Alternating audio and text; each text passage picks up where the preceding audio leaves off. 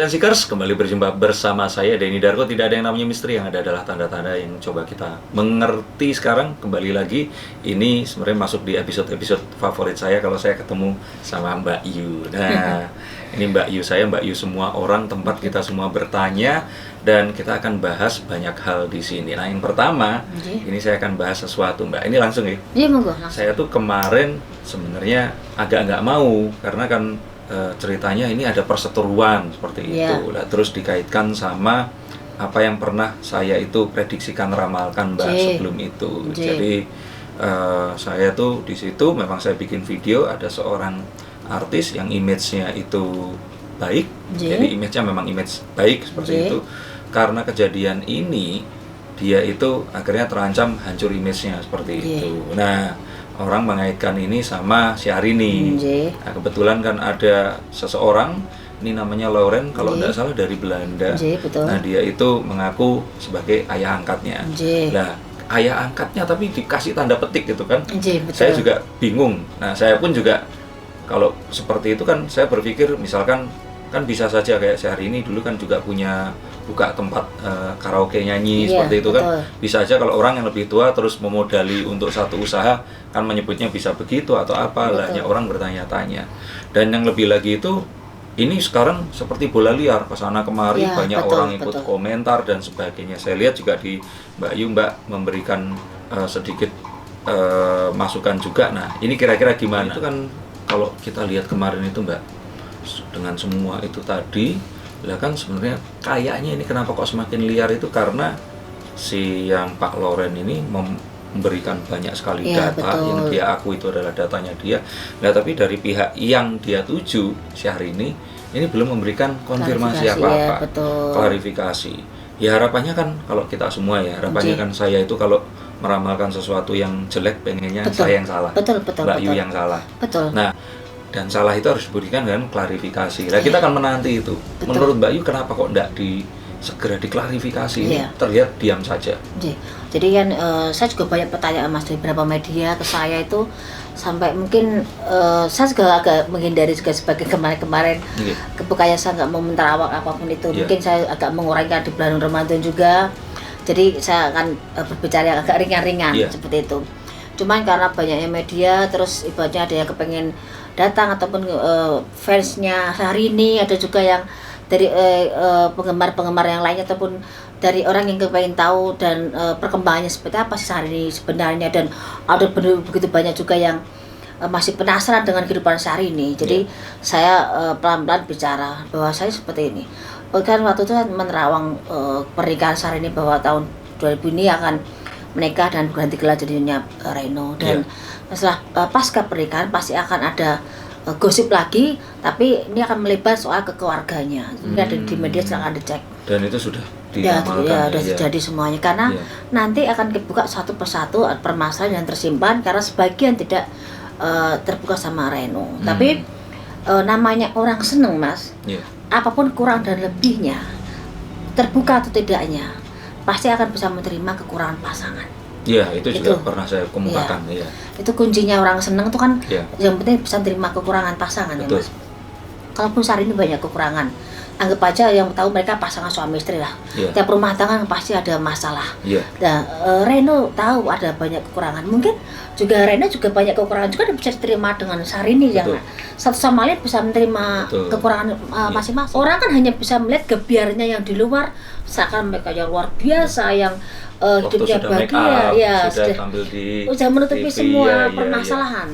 Sedangkan masalah pribadi itu pasti saya yakin ada, itu umumnya orang hidup. Tapi sedalam apa permasalahan itu yang banyak pertanyaan bagi orang yang kepengen tahu sih kehidupan Syahrini pasca menikah apa sih. Apalagi tambah ada yang masalah seperti ini. Kalau saya bicara sih soal terawang akan pasca 4 tahun pernikahan atau setahun pernikahan pasti akan berangsur akan terbuka satu persatu masalah yang ada dengan kehidupan Syahrini sebelum Reno Barak ataupun dengan beberapa mister yang memang pernah hubungan dengan Syahrini. Tapi itu kan orang punya masa lalu, punya cerita. Itu masa lalu. Jadi kalau diungkit-ungkit kadang-kadang orang kan udah tutup masih dibongkar-bongkar lagi. Udah yang tidak ada hubungan masih ditutek-utek lagi. Jadi yang sudah dipendem akan dibongkar lagi. Saya pun di posisi ini akan menerawangnya juga nggak bisa yang terlalu dibuka semuanya Mas. Karena saya juga punya etika dalam menerawang. Jadi secara garis besar saya akan bicara seperti ini, bahwa mungkin Loren, siapa? Mr. Loren ya. Itu antara bicara sebelum dan sesudahnya itu kok lain. Baru hari kemarin seperti ini, tapi kok sekarang udah lain lagi. Jadi seperti ada orang bikin kok bicaranya kok jadi plan ya. Ini ada apa? Apakah memang sebenarnya seperti itu atau memang ada tekanan untuk tidak dari pihak lain untuk orang bicara banyak lebih apa yang memang terjadi, atau memang sebenarnya tidak ada tapi dia ada. Semua kan masih belum ya, masih abu-abu ya.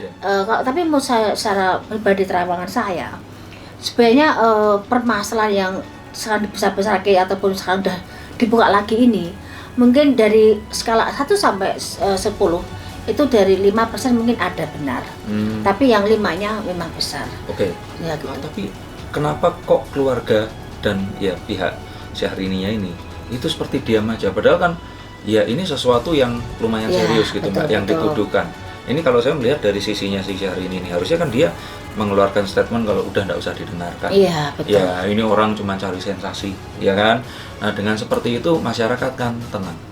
Tapi menurut saya gini Mas, Syahrini juga mungkin serba bingung juga. Dibicarakan, diklarifikasi juga akan tetap jadi pertanyaan. Nanti kalau diam pun sekarang lebih banyak pertanyaan lagi. Tapi kan sekarang dia mungkin ini Ramadan, lebih lerem dulu, lebih tenang dulu sambil nunggu perkembangan seperti apa. Kan kita tidak tahu sepak terjangnya mereka di dalam seperti apa untuk meredam ini semuanya. Seperti itu loh. Kan mungkin hanya sebagian orang tahu bagaimana mereka meredam di dalam keluarga itu. Tapi kita orang di luar seperti gini kan hanya mereka reka dan menduga-duga. Jadi diam pun itu sebenarnya adalah reaksi ya Mbak? Betul.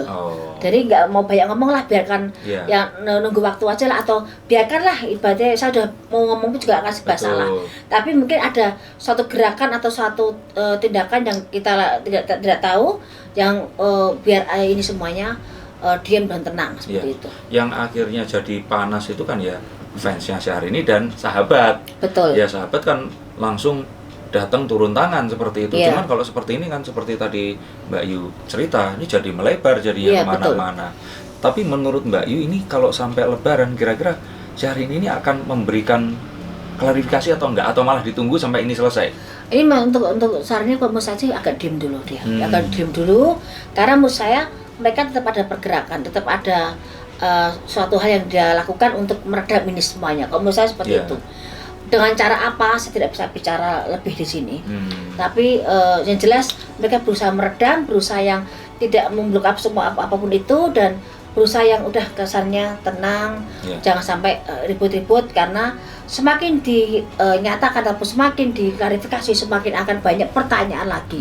Walaupun orang akan sebagian mengiyakan dan mengamini ataupun mau tahu, tapi sebagian lagi orang yang namanya tidak suka hal kecil jadi besar-besar. Dan netizen ini kan semuanya tuh, kalau kita bicara masalah fans sama haters itu kan ada ya Mbak? Iya betul. Tapi kan haters kelihatan jumlahnya banyak karena sekarang mereka bereaksi. Iya betul. Nah yang fans ya karena tidak punya bukti ya mereka nggak bisa mempertahankan itu. Betul. Cuman memang akhirnya itu yang terjadi ya, kok maksud saya ini orang-orang kok segitu jahatnya gitu loh sama Syahrini ini. Mungkin gini Mas ya, mungkin namanya artis kan public figure itu kan milik masyarakat. Kadang-kadang hal pribadi pun yang bukan untuk konsumsi publik pun seakan udah nggak ada batasnya lagi. Kadang-kadang juga mungkin Mas Denny, kita pun hanya buat hal kecil pun kadang begitu banyak juga sebagian menghujat kita. Apalagi sekelas Syahrini yang notabene dia memang banyak orang yang sayang dengan kecantilannya, dengan glamornya dia, tapi tidak juga sebagian juga yang tidak suka dengan seorang Syahrini yang berkesan berlebihan. Jadi kalau menurut saya kembali ke manusianya masing-masing. Jadi kalau baiknya berpikir positif sambil menunggu perkembangan, sambil mendoakan aja semoga baik-baik saja. Karena gini Mas, kita Mas ya, itu kan kepengennya yang terlihat jelek jangan sampai kelihatan. Jangan apa yang terlintas jelek jangan sampai terlaksana. Kepengennya semua tenang, walaupun kita tahu pun kita mending baik diam dan tidak mau banyak bicara. Sekalipun bicara yang penting-penting ataupun garis merah saja. Apa ya? Kita kan melakukan ini kan untuk mengambil sisi positifnya Mbak ya. Nggak pengen bicarakan orang atau apa. Karena apa yang dialami oleh keluarga ini dan Pak Loren ini pun itu sedikit banyak pasti terjadi sama kita atau keluarga Iya, kita. betul. Kita dulu misalkan nikah, terus ada mantan-mantan yang kemudian marah-marah. Hal-hal yang lumrah sebenarnya. Iya, lumrah karena ini terjadinya pada Syahrini jadi besar. Dan yang perlu diingat ini kan Reno dan Syahrini ini kan sudah menikah. Betul. Ya, dan semua orang pasti punya masa lalu. Pasti. Ya, dan saya pikir ya kalau ternyata dua orang ini sejelek apapun sebelum pernikahan, anggap aja jelek sekali Mbak, tapi saat pernikahan mereka mau menerima, ya berarti tidak ada masalah. Sebenarnya yang bermasalah justru orang-orang di sekitar itu. Iya. Kalau mereka mungkin berusaha yang meredam, berusaha yang perbaiki, walaupun runyam, mereka berusaha satu sama lain saling mengisi bagaimana memperbaiki semuanya.